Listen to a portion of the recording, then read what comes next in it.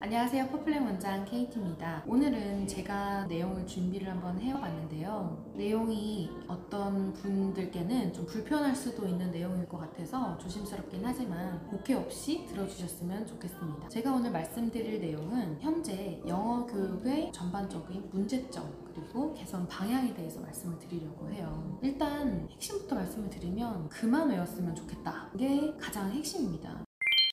우리가 상식적으로 생각해 보시면 우리 윗세대나 지금 세대들이 영어를 배운 방법을 한번 생각해 보실게요.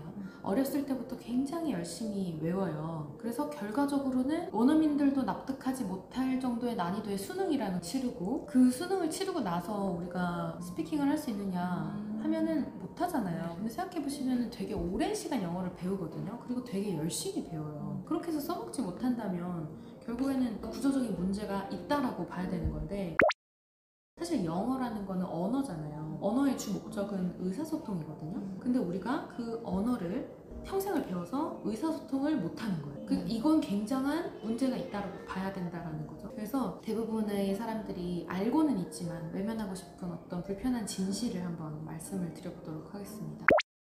일단 첫 번째, 학교에서 배우는 그 교육 커리큘럼을 잘 생각해 보시면 이제 Monday, Tuesday 이런 것부터 배우잖아요. 근데 그게 정말 영어를 완전 처음 배우는 초보자를 대상으로 하는 커리큘럼이 맞느냐인 거죠. 사실 진짜 처음 배우면 알파벳부터 학교에서 배워야 돼요.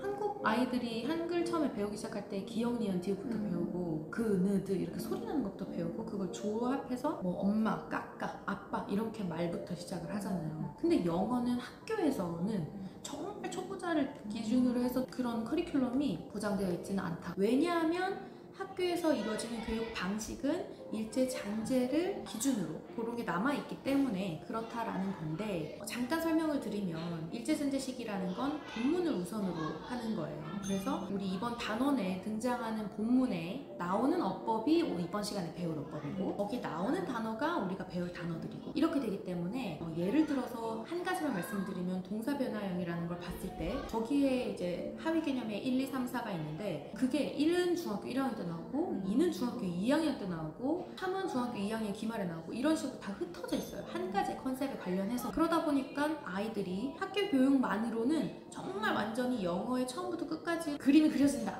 라고 말하기가 어려운 커리큘럼이 지금 현재 커리큘럼이라는 거죠. 물론 이제 만드신 분들이 다들 전문가 분들이시고 이유가 다 있겠지만 그걸 만드신 분들도 사실은 더 좋은 어떤 교육 방법이 있는지를 모르실 수 있어요. 왜냐면 기존의 영어 교육을 배웠던 분들이시고 그 기존 영어에서 탑인 분들이 만드시는 거잖아요. 그래서 좀 그런 부분도 있을 수 있다라는 거고, 그리고 이제 두 번째로 구조적인 문제는 모든 어법이 한자어로 되어 있다는 거.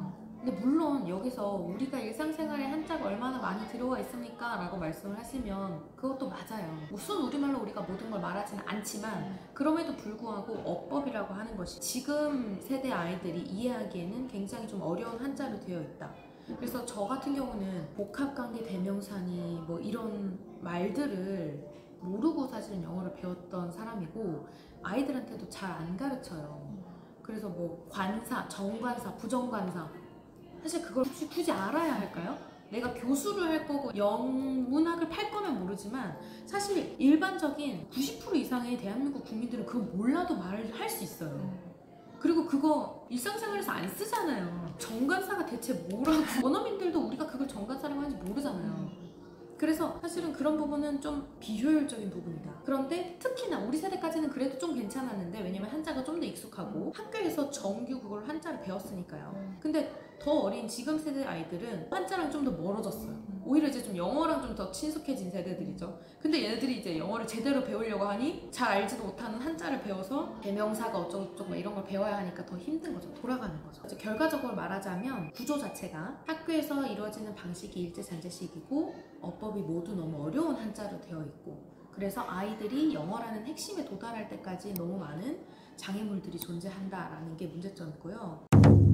다시 돌아와서 지금 현재 이루어지고 있는 영어에 대해서 말씀을 드리면 기본 회화 표현은 반복되는 걸 계속 외우게 시키고 이 외우는 걸 또 계속 반복을 해요. 반복을 통해서 레벨업을 해가는데 그게 굉장히 좀 돌아가는 방법이거든요. 그리고 여기에서 발생하는 차이가 뭐냐면 내재적으로 발달을 막 잘 시킬 수 있는, 흔히 말해서 IQ가 높은 친구들, 잘 외우는 친구들 하나를 가르쳐주면 열을 깨우친다라고 하는 친구들은 이게 먹혀요. 그렇지 않은 대부분의 친구들은 굉장히 오래 걸리는 거죠. 이 이유가 뭐냐면 사실 원리를 설명해 줄 수 있는 수업이 존재하지 않기 때문에 그래요. 되게 여러 가지 반발이 있을 수 있는 부분이기는 한데 사실상 진짜 원리를 설명해 줄 수 있는 사람이 거의 없어요. 이 원리를 설명을 못하니까 베이스 0에서부터 모든 걸 암기하게 할 수밖에 없고, 그래서 이제 모든 문제들이 좀 발생을 하는 건데, 21세기 첨단 사회에서 교육도 발전을 해야 되는데 굉장히 비통하게 느껴지는 게, 아직도 중학교 2학년, 3학년 학교에서 수행평가를 합치고 모든 문장을 외워서 대학에 반영이 되는 내신 점수를 평가를 한다. 그럼 이 구조 자체에서 아이들이 자발적으로 이 구조를 벗어난 새로운 구조를 찾을 수가 없어요. 그러면 이런 거는 어른들이 해줘야 하는데, 안타깝게도 잘 가르친다라고 하는 선생님들을 보시면 잘 외우는 법을 알려주고, 그것도 비난할 수밖에 없는 이유가 뭐냐면 그분들도 새로운 교육이 뭔지를 모르는 거예요. 배워본 적이 없잖아요. 그분들도 아까 말씀드렸던 교과서 편찬위원회나 뭐 이런 우리 영어 교육에서 좀 권위 있으신 분들처럼 기존 영어를 되게 잘하신 분들인 거죠. 그로 인해서 이게 계속 답습되어 오다 보니 전반적인 형태의 문제는 너무 암기식으로만 한다. 그리고 영어를 잘하는 선생님조차도 영어는 외워야지 라고 얘기를 해버린다.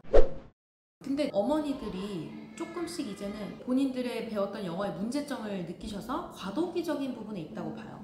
그래서 지금 전반적인 성향 자체가 기존에 막 입시 위주의 학원보다는 최대한 스피킹을 많이 학원을 보내려고 하시고, 근데 그런 회화를 위주로 한다라고 내세우는 학원들의 커리큘럼을 살펴보시면 그걸 가르치는 한국인 선생님들도 다 윗세대의 교육 방식을 그대로 답습했던 사람이지 새로운 교육 방식을 막 시도하려고 하는 사람들은 또 아닌 거예요. 잘 외우는 방법을 어떻게 보면 고도화로 패턴화된 걸 외우게 하는 거죠. 이제 그전에는 그냥 막 외웠다면 이제는 조금 더 패턴화해서 외우게 된 거예요. 그래서 그런 아이들이 여기 와서 제가 레벨 테스트를 할 때 이렇게 한번 써봐, 조금만 응용을 하면 원리를 모르기 때문에 응용이 절대 안 돼요. 결과적으로는 실질적인 교육을 좀 해줘야 되는 게 필요하다. 그래서 여기서 제가 이제 말씀드리는 해결책은, 물론 저도 모든 100%의 해결책은 몰라요. 저도 계속 찾아나가는 사람 중에 한 명이고 시도해가는 사람 중에 한 명인데, 선생님들이 새로운 걸 시도를 해야 돼요. 더 이상 잘 외우는 법을 알려주는 게 아니라 왜 이렇게 되는지 원리에 대해서 선생님들이 계속 공부를 새로 하셔야 되고, 그래서 우리가 어떤 언어를 배울 때 꼭 가져가야 될 두 가지 핵심은, 첫 번째는 왜 이렇게 만들었지를 생각해 보는 거예요. 왜? 예를 들어서 I love you 이런 순서로 얘기를 해요. 우리나라 말과 다르게. 왜 그렇게 했지? 이걸 생각해 봐야 돼요. 그리고 이 생각은 선생님들이 하셔야 되는 거죠.